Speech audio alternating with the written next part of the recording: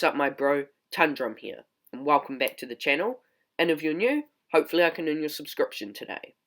Now, in this video, I'm going to be showing you my CEDH Gitrog Monster deck. Now, the Gitrog Monster, he's a super insane commander from Shadows over Innistrad, and when put into the right deck, he is debatably the most powerful commander of all time.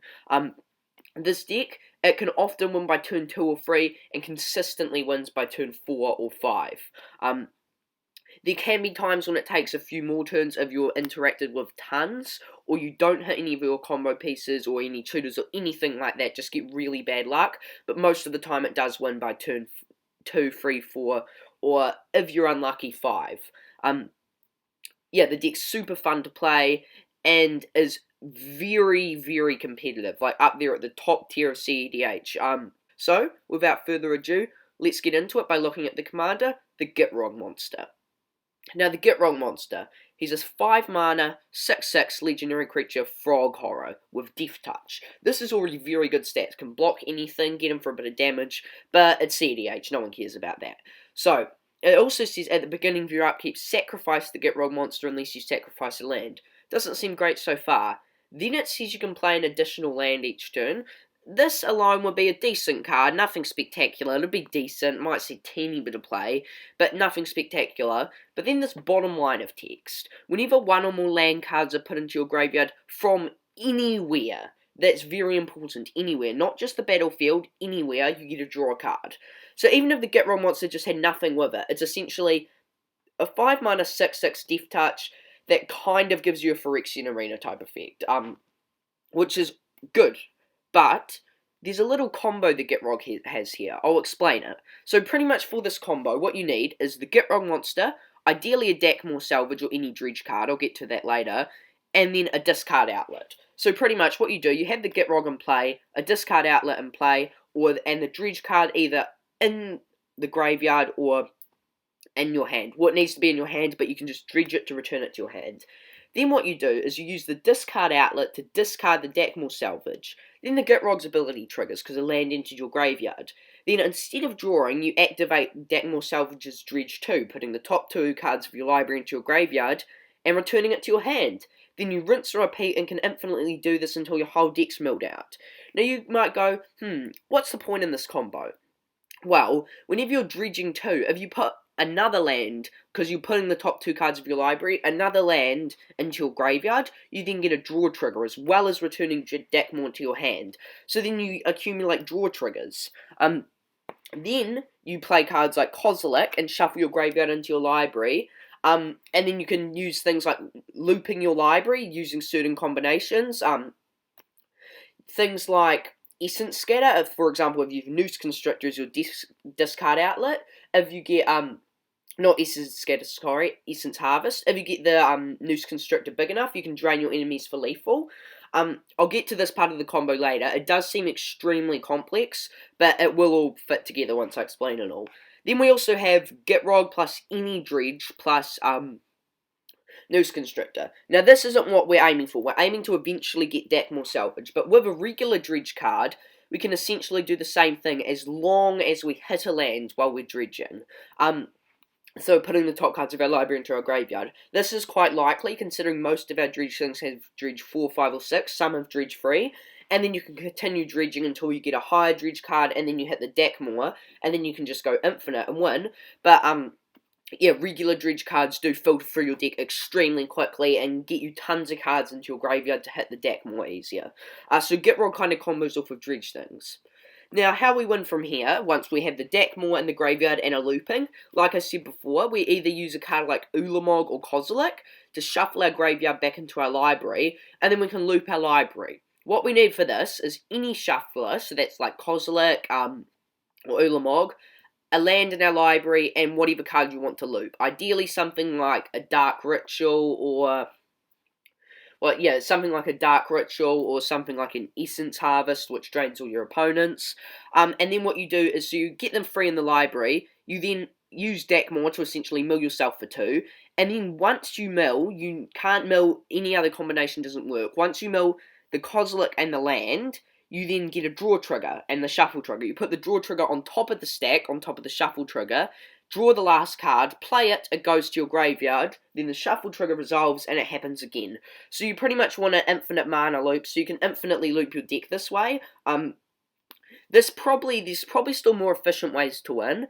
Then what you have is you've got a card like Noose Constrictor or Wild Mongrel or Oblivion Crown. We can just keep discarding over and over and over and over and over with Kozilek and Dakmor. Just keep going mill 2, return to hand, shuffle graveyard in, mill 2, return to hand, etc. over and over and over. Discard draw cards, discard our whole hand, and we just keep doing this until we get our discard outlet infinitely big. Then we play an Essence Harvest and drain all our opponents for however big your guy is, which will normally be an insta-win. This can still kill them if they have infinite life, although you do have to find a way to legally loop the combo, which can be done. If it's competitive, if you're actually in the tournament, of course. But if you're just doing it in casual EDH, you do just win.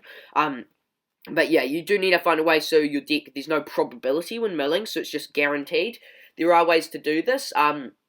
There are some very good other videos on YouTube explaining this very well, so you might want to check those out after the video if you're still completely unsure.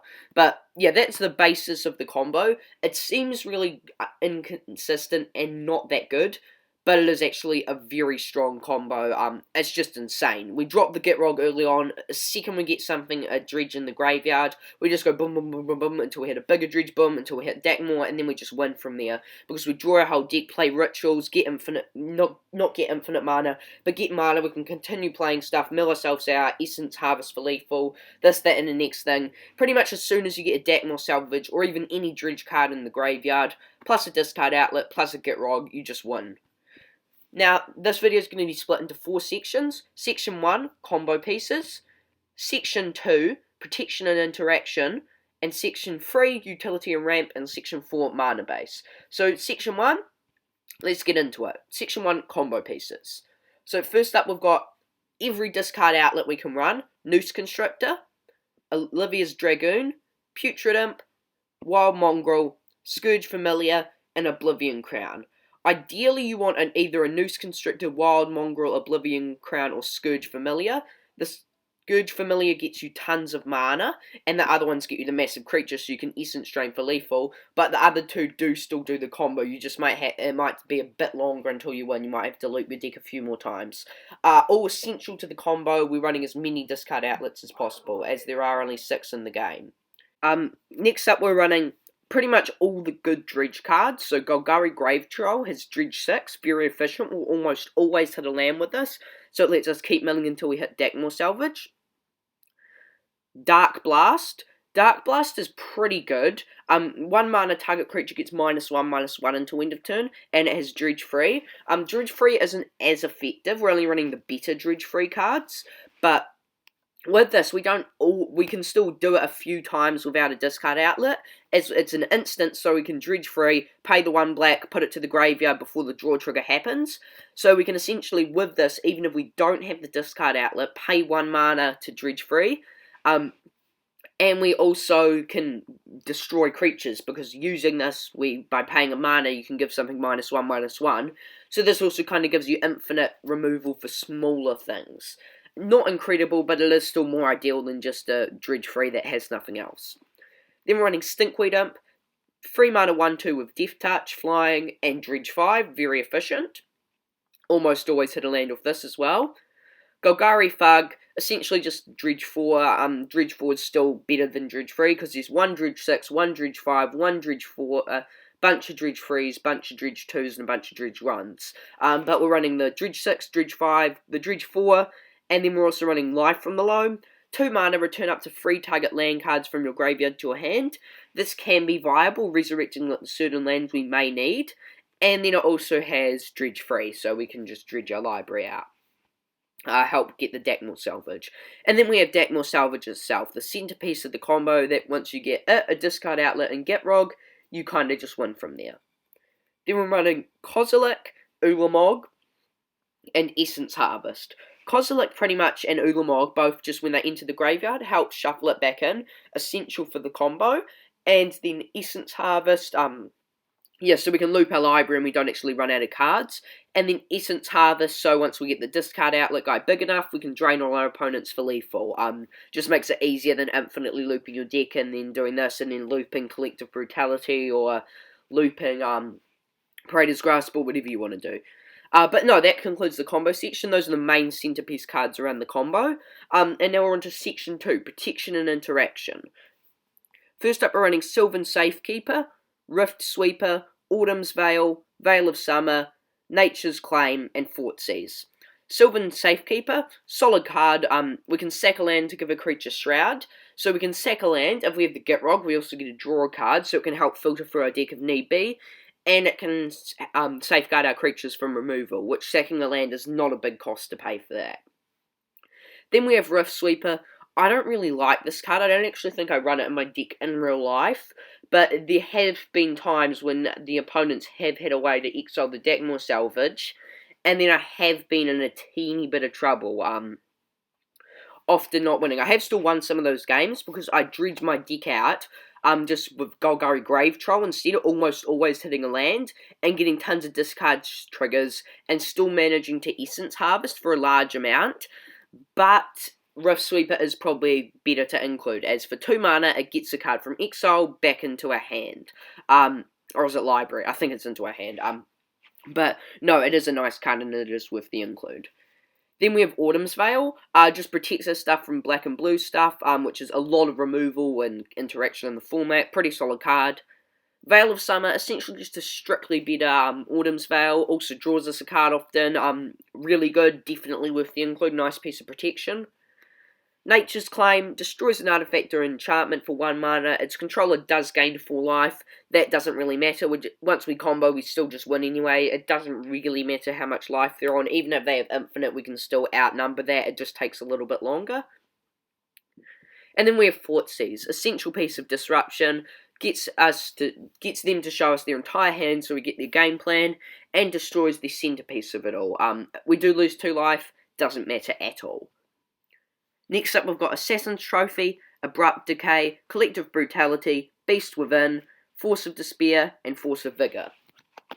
Assassin's Trophy, solid card, for 2 mana destroys any permanent. Its controller does get a basic land, that's not too big of a deal, yeah, just solid removal. Abrupt Decay, destroys anything with CMC 3 or less, which is most things in CEDH, and it can't be countered. Collective Brutality, very solid. It can disrupt our opponent's hand completely. It can hurt them for a bit of life and gain us some life, which can actually be viable, because sometimes we do need to loop this in our deck to win, get them lose 2 life over and over. And then we can also choose to destroy a creature with tough, well, -2/-2 to a creature. And then it also has Escalate, discard a card, which is very good. Often we can play this, get all its effects, and discard a few cards, which in some ways is good, because if we're discarding lands, we get to draw more in their place. Very solid card. Then we've got Beast Within, destroys any permanent, essentially a better Assassin's Trophy, as all they get is a free beast, which does absolutely nothing in CEDH, so yeah, very solid card. Force of Despair, very nice removal, 3 mana, destroys all creatures that enter the battlefield this turn. That's not a great rate, but then we can also exile a black card from our hand without paying its mana cost if it's an opponent's turn. So this can sometimes come out of nowhere and completely stop our opponent's plan without us actually needing any mana. And then we have Force of Vigor, which for 4 mana destroys 2 target artifact or enchantments. But if it's not our turn, we may also exile a green card instead of paying its mana cost, which can get our opponent out of nowhere and completely ruin their plans. And then finally in this section we just have Unmask. Nice card, 4 mana, target opponent reveals their hand, we choose a non-land card from it, they discard that card. Doesn't seem that good on its surface, but we can also exile a black card from our hand rather than pay its mana cost. So we can do this on turn 1 as well as getting a ramp piece or protection, so we can bring out the Gitrog within the next few turns. Now we're on to section 2, utility and ramp. So this is like ramp cards that help us ramp this into Gitrog really early. Even things like Signets, they're not actually good enough in this deck. We're pretty much running all the really OP turbo ramp, like 0 tap for 1 artifacts, and we're running all the 1 mana tap for 1 creatures, as they are still quite efficient. First up, we've got Elvish Spirit Guide. Solid card, exile it from our hand to get a green. Raminak Excavator. 3 mana 2/3, and we can play land cards from our graveyard. So with, let's say, an Evolving Wilds type card, we never run out of lands, and also whenever we're sacking it, we get a draw a card off the Gitrog. Insane card, definitely worth the include. Summoner's Pact, searches for any creature and puts it into our hand, so we'll often search for a dredge creature with this, and it will often let us combo off a lot earlier. We do have to pay for it in next upkeep, but often once we hit a dredge card and have a discard outlet in Gitrog, there probably isn't going to be a next upkeep. Then we have Crop Rotation, incredibly strong card in this deck. 1 mana, we sack a land, but then we get to search for any land in our deck. So this immediately gets us the Dakmor Salvage, which immediately lets us win the game. Very solid card. It does put it into the battlefield, so we do actually need to find a way to sacrifice it, but we do have plenty of sacrificed lands, or sacrifice permanent, or even destroy permanent effects. Then we have Dark Ritual. 1 mana gets us triple black, solid ritual card, ramps us into Gitrog way earlier, and can also loop to get infinite mana. And then we have Entomb. 1 mana searches our library for a card and puts it into our graveyard. Most likely Dakmor Salvage, so then we can immediately combo off. Insane card. Next up we're running Culling the Weak, Rain of Filth, Noxious Revival, Vampiric Tutor, Traverse the Elven World, and Worldly Tutor. Culling the Weak, 1 mana sack a creature to get 4 black, so often we'll sack just one of our 1 mana elves, and this will let us bring in our Gitrog on turn 2, which is really good. So play the elf, next turn tap the elf and our land, then play Culling the Weak and immediately get the Gitrog out. And it can also help sack creatures and get them into our graveyard, or we can loop it for infinite mana. It is a pretty solid card. Then we have Rain of Filth. Rain of Filth, quite a good ritual. 1 mana, we can sack lands until end of turn to get black, so it can bring in the Gitrog way earlier. And also it's important as it can sack lands, so if we get our deck more like with Crop Rotation, for example, in play, we can then get rid of it. Noxious Revival, 1 green Phyrexian mana, returns anything from our graveyard on top of our library. This can be quite viable, solid card. Vampiric Tutor gets any card we want out of our deck and puts it on top of it. Ridiculously strong game-winning card. And Traverse the Elven World. This card I don't see many other Gitrog players run, but I personally run it. It's 1 mana search for a basic, put it into hand. That's not spectacular, that's not really worth running. But if we have Delirium, it searches our deck for any land card or a creature card and puts it into our hand. Delirium's ridiculously easy in this deck. 1 or 2 dredge triggers will often get there online. We have plenty of stuff we're playing early on to get in our graveyard. We'll often have Delirium very, very early, so we can then play this and immediately search out for whatever thing we're missing. Very solid card. And then we have Worldly Tutor, searches for any creature and puts it on top of our deck, gets one of our dredge cards, and then we can immediately start dredging and win the game. Next up we have Cabal Ritual, a nice little ritual, gets us a mana, and if we have Threshold, which is very easy, it gets us 3 mana profit instead, very solid. Then we have Demonic Tutor, really nice, 2 mana gets us any card straight into our hand, immediately lets us win the game in a lot of cases, getting Dakmor into a discard outlet and a Gitrog going boom, boom, boom, boom, boom, well you know how the combo works, and then immediately win it. And then we have Grisly Salvage, pretty nice card, 2 mana reveals the top 5 cards of our library. We may put a creature or land card from among them into our hand, and then the rest into our graveyard. Very nice dig spell, gets stuff into our hand and graveyard. It often gets us the equivalent of drawing 5 cards, essentially, and if we have Gitrog, we get to draw extra off it. Very good card. Then we have Nature's Law, searches our library for a forest card and puts it directly into play. It comes in untapped, just a nice little ramp card, just worth the include. It's still alright, I still think it probably is worth the include. Then we have Sylvan Scrying, insane card, 2 mana searches for a land and puts it into our hand, any land, so we can just get Dakmor off this and win, very nice card. And then we have Buried Alive, 3 mana searches for 3 cards and puts them into our graveyard. So this is essentially just a triple tutor effect. We're not normally going to need a tutor for any more than 2 things, but it is still worth the include. Next up we've got Expedition Map, Mana Vault, Mox, what's the name for it? The Mox thing, whatever it's in, Mox Chrome or whatever it is. Chrome Mox, I think. Mana Vault, and Soul Ring, and Lotus Petal. So these are all insane 0 and 1 mana rocks. Things like Soul Ring, Mana Vault, Mana Crypt let us ramp into Gitrog very, very early on turn 2 or even 3. Lotus Petal also lets us get into the Gitrog earlier and also helps infinitely loop our deck to get us infinite mana. Expedition Map, really solid, gets us the deck more salvage almost straight away. And we have Chrome Mox, nice little card. We do have to exile something, but it does also help us ramp into the Gitrog much earlier. All of these are quite expensive cards, other than Expedition Map and Soul Ring. They're all like $50 a piece. So you may not be able to manage to pick these up. If not, just replace them with whatever super quick mana rocks, like maybe a Signet or whatever instead. Next up, we have Crucible of Worlds, Arcane Signet, Burgeoning, Exploration, Wild Growth, and Satyr Wayfinder. Crucible of Worlds, just like Ramanap Excavator, very solid card, essentially gives us infinite lands if we have a fetch land type card, and yeah, helps us draw cards really insane. Arcane Signet just makes the cut. 2 mana rock that taps for any colour, comes in untapped, so it is quite solid. A teeny bit slow for this deck, but it does still help us ramp in earlier. Burgeoning, pretty solid card. If we're playing 4-player Commander, even on 1v1, this can be very viable. Play it on turn 1, and then each opponent's turn, put a land from your hand into play, land from your hand into play, land from your hand into play. And if you have enough lands, this alone can get you 5 mana on turn 2. Insane card, lets us win very quickly.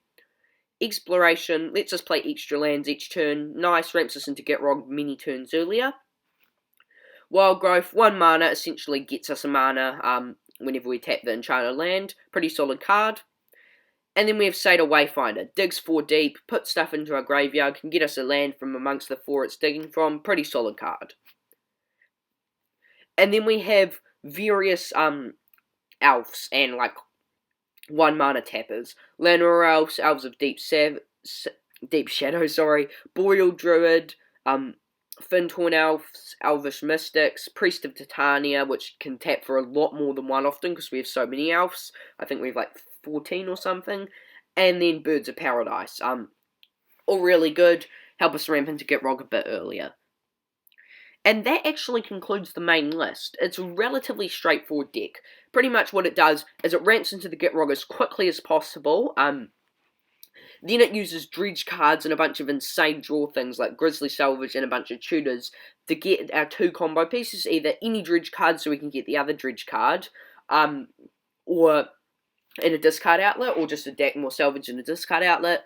Then it just mills its whole deck, loops its deck, and Essence Scatters for lethal loops the deck to win off your opponent.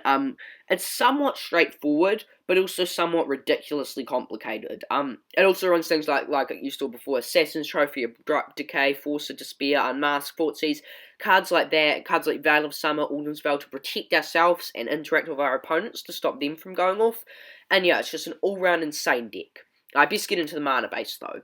So the mana base is somewhat complicated. It also makes a lot of the cost. It is not essential, but it is very important. Like, if we don't have any fetch land type cards, things like Crucible of Worlds and Ramanap Excavator are just shut down. So running Ancient Tomb, nice, gives us an extra mana above a normal land. The 2 damage doesn't really matter. Barrenmoor, it has cycling. So we can cycle it and then we get to draw 2 cards off Gitrog. It also enters tapped. City of Brass essentially just taps for any colour. You can also run Mana Confluence in its place. Command Tower just taps for any colour, very good land.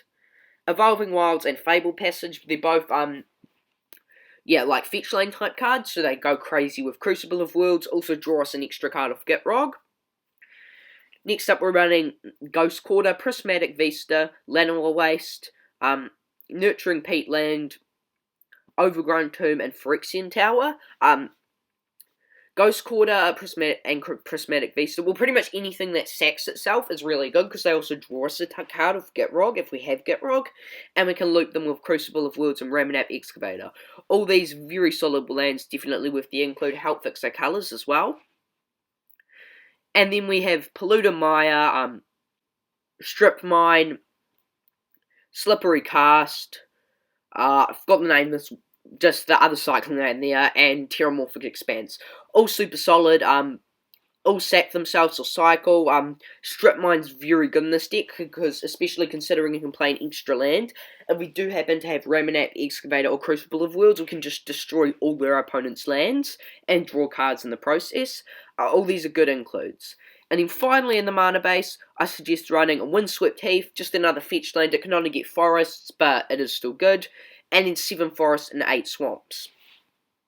And yeah guys, that concludes the main list. I love playing this deck. I hope if you build it, you will too. It's just an all-round great deck.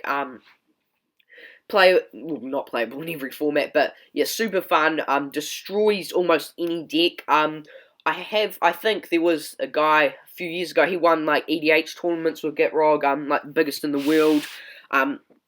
It is one of the most powerful commanders of all time, and I reckon with this shell I've got here, it is up there with maybe 9 or even 10 out of 10 in terms of EDH power. There are probably a few upgrades, so if you guys have any suggestions, I would really appreciate it. Let me know down in the comments. I am still working on this deck, even though I have been for essentially quite a few years now. It's only really just taken shape recently. I have just had it in the bottom and back of my cupboard, but recently, I realised how strong Gitrog was, made the deck again, pulled it out, and now it is just ridiculous. And yeah, so yeah guys, that concludes the video. I hope you enjoyed. Remember, if you want to see more from me, make sure to leave a like and smash that subscribe button, and I hope to see you next time.